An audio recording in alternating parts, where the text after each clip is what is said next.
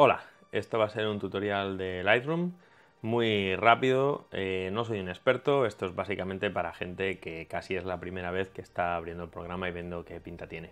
Este Lightroom es el último que hay, el más actual, y está en inglés. A lo mejor tú tienes una versión más antigua, a lo mejor tienes la versión en español, pero en general funcionan bastante parecidos, solo va a haber un par de opciones que si es una versión más antigua, pues a lo mejor no están en la tuya, pero muy acotado. Las pestañas que vamos a ver son sobre todo esta de biblioteca y la segunda de revelado. Las demás no las voy a visitar. Cuando abrimos el programa, lo normal es venir a la biblioteca, donde podemos importar las fotos que hayamos hecho. Se nos abre esta ventana de diálogo y aquí a la izquierda podemos navegar hasta el lugar en el que hayamos colocado nuestras fotos. Yo normalmente cuando copio las fotos de la cámara genero una carpeta que se llama año, mes, día y después una descripción, y dentro de eso coloco tres subcarpetas. Uno JPG, que contiene los JPG que salen de la cámara y que no voy a utilizar para nada, están ahí simplemente como copia de seguridad. Dos RAW y de nuevo año, mes, día y descripción, que es donde coloco los RAW que vienen de la cámara. Y tres JPG, que es donde cuando termine voy a colocar el resultado final de haber revelado las fotos. Entramos aquí, normalmente vendrán como todas seleccionadas, le damos a importar y se nos importan en nuestra biblioteca. Aparecen aquí en una carpeta con el nombre que tuviera la que hemos generado. Por eso la de 2RAW repetía de nuevo año, mes, día y descripción, porque si no aquí todo sería 2RAW, 2RAW y no sabrías dónde estás. Vamos a escoger esta foto, que es con la que vamos a ver la primera parte del tutorial, que es este en el que os voy a explicar las herramientas y los controles que tiene la pestaña de revelado de Lightroom. En un segundo vídeo os voy a mostrar después cómo editaría yo el resto de fotos, para que veáis no solo qué opciones hay, sino cuáles son las que más utilizo y en qué orden las suelo utilizar. Bueno, aquí cuando abrimos tenemos la pestaña de revelado, se nos muestra la foto, a la izquierda tenemos la foto en pequeñito, un thumbnail. Si pinchamos con esta lupa vamos a acercarnos y verlo uno a uno, pinchamos de nuevo y nos alejamos. Si queremos en uno a uno movernos con esta manita, pinchamos y arrastramos y vamos viendo distintas zonas. Pinchar de nuevo y te devuelve a Fit para ver la imagen completa. A la derecha tenemos un histograma y una serie de datos sobre la fotografía que estamos editando. En el histograma, como de costumbre, a la izquierda están las sombras, a la derecha están las luces y la altura de estas curvas nos va a decir cuánta densidad hay de nuestra foto en esas zonas. Lo que nos está diciendo esto es que gran parte de nuestra foto está en tonos bastante oscuros y luego tenemos una parte aquí a la derecha que está bastante clara, pero que no llega a blanco absoluto, que es algo que en general vamos a querer evitar. No vamos a querer que el blanco llegue a blanco absoluto. Aquí tenemos una serie de herramientas que vamos a ver al final y debajo de las herramientas tenemos todas las opciones colocadas en pestañitas que vamos a ir viendo una a una. Primero os cuento los controles y después vendremos a ver las herramientas. La primera pestaña de controles es básico y lo que tiene son las opciones de color, las opciones de exposición y las opciones de saturación de la imagen. Las de color es el balance de blancos de la imagen, que nos permite determinar los grados Kelvin en lo que queremos colocar la imagen, y el desplazamiento verde-magenta también de la imagen. Control Z para deshacer y Control Z para deshacer de nuevo. También tenemos un cuentagotas que nos permite seleccionar una parte de la imagen y definir esto como el blanco. Marcamos algo que sea relativamente neutro, blanco, gris, y entonces esto es lo que se va a definir como el blanco de la imagen. Control Z, porque esta foto la hice en su momento con Auto White Balance en la cámara. Me gusta el White Balance que ha escogido. Normalmente esto solo lo utilizo cuando el White Balance automático no ha funcionado especialmente bien. El segundo bloque de controles es este. Primero tenemos exposición y contraste, que nos permiten determinar la exposición general de la imagen y el contraste general de la imagen. Doble clic para devolverlo a su valor por defecto. Y después tenemos cuatro controles para luces, sombras, blancos y negros, que controlan la exposición de determinadas partes de la imagen. Por ejemplo, de las luces. Yo le he dado algo de exposición a esta imagen hasta que las zonas intermedias me parece que están bien expuestas. Cuando he hecho esto, un efecto colateral es que el cielo se me ha aplastado un poco aquí contra los blancos. No está aplastado del todo, seguimos sin tener un pico en el 100%, pero hemos perdido contraste y el cielo está blanco más aplastado, menos interesante. Entonces, bajando este control, bajamos un poco esas luces, vamos a tener un cielo interesante con un cierto contraste en el que podemos ver el detalle de las nubes. Lo siguiente que tenemos es un control para las sombras que podríamos haber utilizado, por ejemplo, si hubiéramos dejado la exposición y las luces en su nivel predeterminado, podemos utilizar este control de sombras para elevar la exposición de las zonas en sombra de la imagen hasta dar una exposición algo más correcta a la imagen. El problema es que para esta imagen en concreto esto no funciona especialmente bien, nos deja la foto un poco muerta, entonces prefiero control Z, control Z, control Z, elevar la exposición con el control de exposición y después rescatar las nubes con el control de luces. Los otros dos controles controlan algo parecido, pero para valores más extremos todavía. Para valores más extremos de las luces y para valores más extremos de las sombras. Los siguientes son los controles de saturación y hay tres. El primero es el de claridad, que aumenta la saturación, pero también aumenta el contraste local de la imagen. A mí me da un aspecto bastante artificial y no suelo utilizarlo mucho.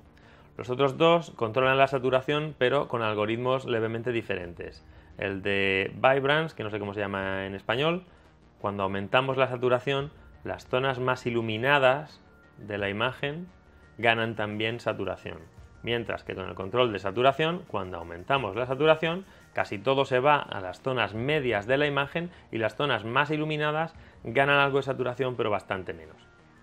En este caso lo que voy a querer va a ser aumentar la saturación hasta que las zonas verdes de la imagen me parezca que tienen un color razonablemente saturado, muy verde pero no sobresaturado, y después voy a aumentar este Vibrance para tener algo más de saturación en el cielo, con cuidado de no pasarme demasiado en las zonas verdes.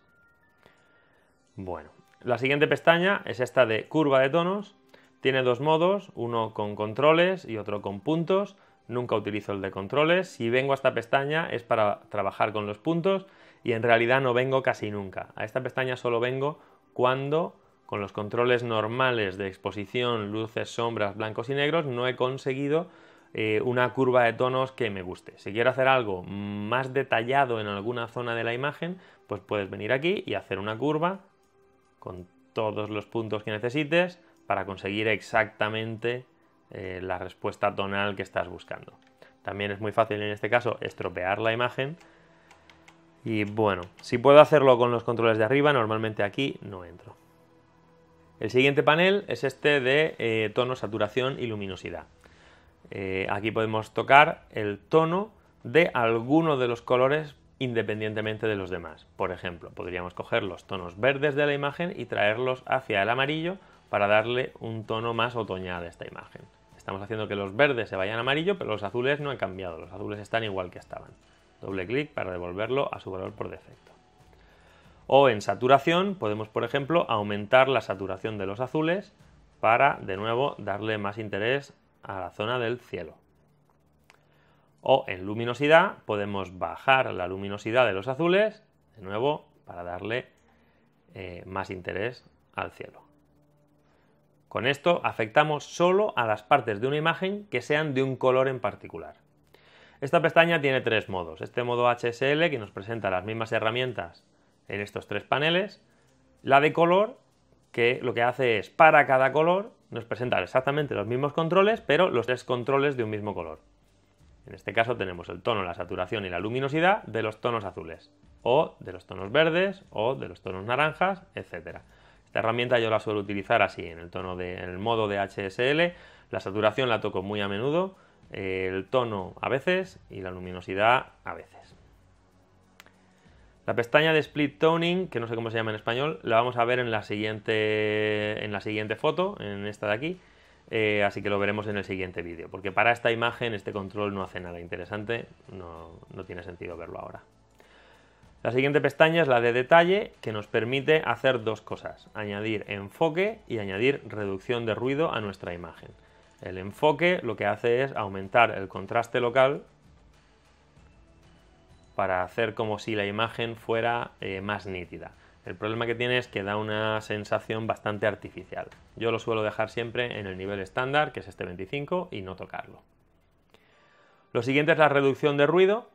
De nuevo, no suelo tocarlo salvo que haga falta, pero si has hecho una foto con muy poca luz, has tenido que poner el ISO en valores muy altos, cosas así, pues puedes querer entrar aquí a retocar los valores de reducción de ruido que aplicas a la imagen. Y si vengo a retocarlo, normalmente solo toco dos cosas: la cantidad de reducción de ruido de blanco y negro, de luminosidad, y la cantidad de reducción de ruido de color. Además, hay unos controles adicionales para poder controlar más a mano exactamente cómo es la reducción de ruido que aplicamos a la imagen, pero si estás viendo este vídeo eres un novato y aquí mejor no entrar mucho. Lo mejor yo lo suelo dejar en el valor estándar y ya está. En términos de reducción de ruido, pues vas a añadir hasta que el ruido de la imagen te parezca razonable, te parezca que ya no hay mucho ruido en la imagen. Ojo, en algunas versiones de Lightroom, cuando exportas la imagen, puede verse aplicado mucha más reducción de ruido de la que tú veías en la previsualización. Entonces, si juegas con el control de ruido, una vez que has exportado la imagen, comprueba el JPG y mira a ver si la cantidad de reducción de ruido que hay es adecuada. Si hay demasiada, tienes que volver aquí y bajarla hasta que te parezca razonable. La siguiente pestaña es esta de correcciones de lente, que conociendo la lente que estás utilizando, que normalmente Lightroom lo va a tener porque lo saca de los metadatos de la imagen, aplica una serie de correcciones para evitarle problemas ópticos que hayan pasado de la lente a la imagen. Por ejemplo, esta foto no tiene mucho porque este objetivo no tiene mucha aberración cromática, pero si tienes una imagen con los típicos árboles recortados sobre un cielo muy brillante, a menudo se ven unos halos azules o violetas que son aberraciones cromáticas. Marcando esta casilla, el programa va a eliminar esa aberración cromática. En este caso no es necesario y no lo vamos a marcar. La otra cosa es aplicarle un perfil de corrección, el asociado a esta lente, a la imagen. Esto hace que, conociendo que yo he hecho esta foto con un Sigma 19mm f2.8, el programa sabe qué cantidad de distorsión tiene esta lente y qué forma tiene esa distorsión, y sabe cuánto viñeteado añade esta lente y lo va a corregir automáticamente. Como podéis ver, esta es la foto original, esta sería la foto corregida. Para esta foto, la distorsión que tiene la lente no me molesta en absoluto y el viñeteado que tiene la lente tampoco me molesta, así que no lo voy a añadir. Si fuera una foto, por ejemplo, de un edificio hecha totalmente de frente, pues ver unas líneas combadas sí que me va a molestar, entonces vienes aquí, le das a esto y esas líneas del edificio van a pasar a estar rectas. La pestaña de transformación nos la vamos a saltar y vamos a ver ahora la pestaña de efectos. En efectos hay tres controles interesantes. Uno, el de viñeteado. No toco nada más que este control de aquí. Si toco alguno, es para añadir o quitar el viñeteado de la imagen. Después el grano, que añade un grano encima de la imagen, que es una emulación del grano que tendría un negativo analógico de los antiguos. Esto, si lo utilizo, suele ser porque haya tenido que añadir a la imagen mucha reducción de ruido, porque está hecha con un ISO muy alto, tenía mucho ruido, he tenido que aumentar la reducción de ruido mucho, y esto a veces deja, por ejemplo, las pieles con un aspecto bastante plasticoso. Les quita todo el detalle y lo deja muy como si la gente fuera de plástico. Entonces, añadiendo este grano encima, perdemos esa sensación de plástico. Este grano es más agradable que el grano digital que sale del sensor de la cámara. Entonces tiene sentido a veces limpiar mucho el ruido que trae la cámara y en su lugar colocar este grano, que es bastante más agradable que el ruido que trae la cámara.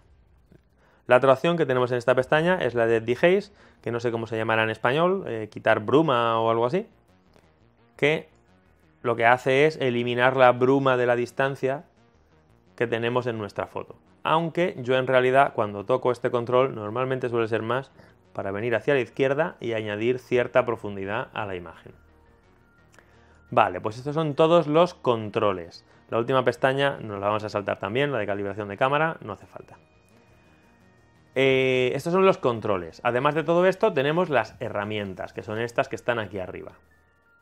La primera que tenemos es esta herramienta de recorte, que lo que nos permite es recortar nuestra imagen. También nos permite girar la imagen, por ejemplo, si tenemos el horizonte torcido. Podemos aquí darle a resetear y va a resetear todo lo que hayamos hecho con esta herramienta. Estos cambios en el recorte de la imagen los podemos hacer así, sin restricciones, o los podemos hacer con este candado con restricciones, de manera que se mantienen las proporciones originales de la imagen o las proporciones que hayamos nosotros decidido que le queremos dar a la imagen. Por ejemplo, si queremos darle unas proporciones de 16:9, lo colocamos ahí y ahora el recorte que hagamos siempre va a ser un recorte de 16:9 o 3:2 o 4:3 o cualquier ratio de aspecto que queramos utilizar. Para esta foto vamos a dejar reset el encuadre original. Dándole de nuevo a la herramienta, salimos de la herramienta y ya estamos en el modo normal. Desaparecen los controles de la pantalla y desaparece ese velo oscuro que teníamos. La siguiente herramienta es la de eliminar Spot Removal, ¿cómo se llamará esto? No lo sé. Es una herramienta de clonado. Lo que nos permite es, por ejemplo, si nos molesta esta estructura blanquita de aquí, no queremos que aparezca en nuestra foto, pues nos sale un pincel cuyo tamaño podemos seleccionar, podemos hacer el pincel más grande o más pequeño. Con este pincel pintamos una zona de la imagen y seleccionamos una zona de origen. Entonces, con información de esta zona se va a rellenar lo que había en esta zona para que ya no se vea lo que había antes. Aquí había una estructura blanca que no nos gustaba, con esta herramienta la podemos eliminar. No es tan potente como las opciones que tiene Photoshop, pero funciona relativamente bien, es muy rápido y es suficiente para muchas fotos. Si queremos deshacer algo que hemos hecho con esta herramienta, entramos en la herramienta, nos aparece este control, este puntito gris, que nos dice que ahí hay algo, seleccionamos y dándole a suprimir, eliminamos lo que hemos hecho con esa herramienta antes. Aquí tenemos de nuevo nuestra estructura blanca que ha revivido. La siguiente herramienta sería una de corrección de ojos rojos, que es para el típico retrato hecho con flash, en el que utilizamos esta herramienta, marcamos dónde está el ojo y nos lo va a corregir. No la suelo utilizar nunca porque como no hago fotos con flash, pues nunca tengo ojos rojos. Las tres siguientes son herramientas que se utilizan para aplicar transformaciones como estas que teníamos antes en todos los controles que hemos ido viendo, pero solo a zonas específicas de nuestra imagen. Por ejemplo, la primera es un filtro graduado. Entonces, esto nos permitiría, por ejemplo, colocar un filtro aquí y aquí vamos a montar un gradiente que va desde mucho filtro aquí hasta poco filtro aquí y, por ejemplo, nuestro filtro por defecto siempre es un aumento de exposición, podríamos querer que fuera una reducción de exposición. Pinchando de nuevo en la herramienta salimos, esto hace que esta zona de aquí esté menos iluminada, le quita poder visual, le quita capacidad de atraer al ojo del espectador y nos va a aumentar el peso que tienen en la imagen estas otras zonas que son las más interesantes. La vista normalmente siempre se va a las zonas más iluminadas y más brillantes y con más contraste de la imagen. La siguiente herramienta es un filtro gradual que nos permite colocar una elipse, por ejemplo aquí, podemos girarla colocándonos levemente fuera de la elipse. Por defecto el filtro se va a aplicar fuera de la elipse, dándole a invertir, el efecto se va a aplicar en el interior de la elipse y le vamos a dar más iluminación a esa zona de ahí. Más iluminación, pero no tanta. Algo así va a aumentar el atractivo de esta parte, que para mí es la parte fundamental, la parte más importante de esta foto. Y la tercera herramienta es un pincel que nos permite pintar unas zonas sobre las que se va a aplicar el filtro, los controles que seleccionemos aquí ahora. Vamos a dejar la exposición como estaba, el filtro este no lo voy a utilizar para cambiar la exposición, lo voy a utilizar para cambiar el color. Voy a cambiar el balance de blancos de esa zona para hacerla algo más azulada. no mucho, un poquito. Dándole de nuevo a la herramienta o dándole aquí abajo a Hecho, salimos de la herramienta y volvemos a los controles estándar. Y bueno, pues estas son todas las herramientas, este sería el resultado final de nuestra imagen. Para exportar este resultado a un JPG le podemos dar botón derecho en la imagen, exportar, exportar, y aquí tenemos una serie de opciones que tenemos que marcar. Escogemos en qué carpeta queremos colocar esto, yo lo voy a colocar en la correspondiente carpeta 3JPG, que ya tenía generada de antes. Por defecto esto viene con una opción marcada de colocar en un subdirectorio, en mi caso no, esto ya está preparado, no necesito colocarlo en un subdirectorio, va a ir directamente a la carpeta 3JPG. El resto de controles los podemos dejar como vienen por defecto, menos este de aquí que sí que es importante, que es la configuración del JPG que vamos a exportar. Hemos escogido JPG, que es el que yo utilizo casi siempre, le he aumentado la calidad, que normalmente viene en 60, yo lo he subido hasta 80, y me he asegurado de que el espacio de color que utilice este fichero JPG sea el espacio de color sRGB, que es el estándar para ver ficheros en el ordenador. Si quisiéramos enviar esta foto a una revista para imprimir, pues a lo mejor tenemos que utilizar Adobe RGB, que es un estándar para impresión. Pero para ver en el ordenador, el estándar que a mí me funciona mejor es este sRGB. Con, por ejemplo, Adobe RGB, si exporto con ese espacio de color, muchas veces el rojo que aparece en la imagen no es el que yo veía cuando estaba editando la foto. O sea que yo he estado trabajando en una foto y el resultado final no se ve como lo que yo estaba haciendo cuando estaba trabajando. Con sRGB este tipo de cosas normalmente no pasan. Bueno, cuando tenemos todas las opciones puestas, le damos a exportar, y aquí arriba se pone a trabajar, ahora terminará. Y ya está exportado nuestro JPG, que estará aquí guardado. Bueno, en el siguiente vídeo os comento algunos temas más mientras edito el resto de fotos y podéis ir viendo cuál es el proceso, qué herramientas son las que voy utilizando en cada momento.